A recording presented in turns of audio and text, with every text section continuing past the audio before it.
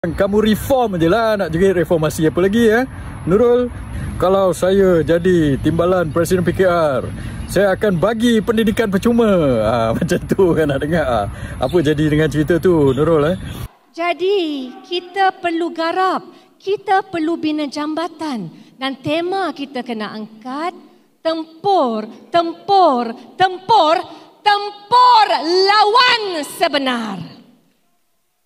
Jadi hadirin hadirat, prinsip ini penting. Saya nak mulakan, saya nak sebut kerana saya faham kadang-kadang ialah walaupun dah berumur, jiwanya masih muda bah. Saudara-saudari, saat kita sedang bergelut, kita sedang ada perlawanan friendly match, Amerika Syarikat sedang tekan kita.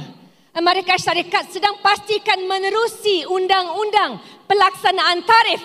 Mereka mahu sentuh GLC kita. Maksudnya, bahaya itu ada di mana-mana. There is danger everywhere.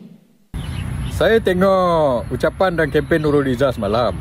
So basically apa yang dia cakap macam ni. Dia kata, marilah kita berdamai, tak ada tim A, tim B, tim C lah macam mana. So we all should get together lah, macam tu lah lebih kurang Lepas tu dia sentuh sikit pasal ancaman daripada US tarif ni lah. Macam mana US tarif ni akan pergi mengacau JLC kita lah tuan-tuan. Begitulah macam tu Nurul Izzah punya kempen. So kepada Nurul, saya nak cakap sedikit. Saya tengok ucapan kamu ni, kamu kena up sikit lah ucapan kamu. Sebab kempen dia hambar tuan-tuan Apa yang rakyat nak dengar berbanding dengan dulu masa kamu membangkang. Orang nak dengar apa, dulu kamu cerita apa. Cuba cerita macam ni. Kalau saya jadi timbalan Presiden PKR, saya akan bagi pendidikan percuma. Macam tu kan nak dengar. Apa jadi dengan cerita tu Nurul Rafizi pula, kalau saya jadi timbalan Presiden PKR dan sekarang ni saya Menteri Ekonomi, saya akan turunkan harga minyak. Apa cerita tu Rafizi Nombor satu Nurul, kalau cerita pasal tarif ni lah ancaman kepada JLC, bapa engkau tu Menteri Kewangan.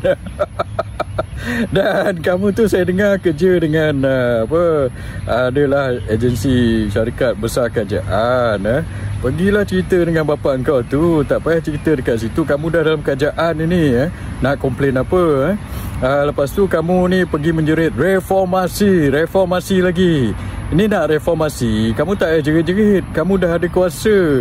Kerajaan persekutuan pun kamu pegang, kerajaan negeri pun banyak yang kamu pegang. Kamu reform je lah, nak jerit reformasi apa lagi Nurul. Itu yang saya nak bagi tahu. Cuma upkan lagi kempen kamu tu. You have to be more, kalau kamu tak nak pergi kempen negatif macam Rafizi, you have to be inspirational. Tapi based on ucapan semalam, tak inspirational langsung apa yang kamu nak buat untuk rakyat, apa yang kamu nak buat untuk parti. Seruan, marilah kita berdamai, just one card sebagai apa dia orang kata, Parlimen Perang PKR. Yang seorang lagi pula, Rafizi pula, saya nak cakap, saya ingat apa yang kamu cakap macam ni. Kamu kata kita kena menyerang, saya tak boleh menyerang sebab saya menteri. Apa orang kata, tangan dan kaki terikat, saya kena jadi yes man. Kita kena menyerang, tapi kalau kita apa orang kata, macam mana kita nak menyerang. Kalau dia kata kalau saya dalam kerajaan sebagai menteri, saya tak boleh menyerang, saya kena jadi yes man aja. So that is basically apa yang Rafizi cakap lah. Lepas tu dia pergi menyerang orang lain dalam parti dia sendirilah Rafizi ni dan kamu kata juga kalau kamu kalah, kamu akan letak jawatan sebagai menteri. So basically what you saying is that kalau kamu menang, kamu akan maintain dan kekal jadi menteri. Dan bila kamu kekal jadi menteri, kamu akan kekal dan maintain jadi yes man, tak boleh menyerang dan tangan dan kaki terikat lagi Rafizi. So apa benda yang kamu cakap ini? So sebenarnya saya ingat macam ni, saya ingat kamu pun dah confused dengan apa yang kamu cakap sebab itu kamu suruh orang kamu undi Nurul Izzah ke apa.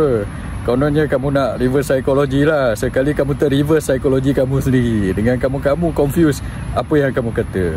Sebab what you telling your penyokong is this. What you telling is you cannot do much sebagai menteri. 2 tahun setengah ni kamu jadi yes man. Tapi kalau kamu menang, kamu maintain sebagai menteri dan kamu kembali jadi yes man. So apa guna mereka undi kamu sebagai timbalan Presiden PKR? Sebab tu saya cakap kamu ini macam kamu dah set up ataupun kamu hanya mencari alasan untuk mengundur diri daripada jabatan menteri itu. Kalau kamu terus letak jawatan menteri yang kamu tak boleh handle itu, orang kata kamu mengecut. Tapi kalau kamu kalah, kononnya adalah alasan sikit untuk kamu mengundur diri. Yang sebenarnya kamu pun memang nak belah daripada jawatan tu sebab kamu tak boleh handle. Dan kepada dua-dua ini, sebab itu saya cadang untuk upkan lagi ataupun untuk jangan menghambarkan kempen kedua kamu. Satu, orang dah bosan dengan kempen negatif Rafizi. Dia nak menyerang-nyerang apa benda sebagai kerajaan pun nak serang. Padahal janji-janji dulu yang dia cakap, kamu cakap itu semua ke laut. Dan Nurul Izzah juga kempen kamu hambar. Sebab tu saya kata untuk menidak hambarkan kempen kamu, buatlah debat dua orang ni. Supaya sebab kamu dua orang ni calon Perdana Menteri So rakyat ada stake dekat situ. So sebab itu berdebatlah dua orang. So untuk rakyat semua tengok.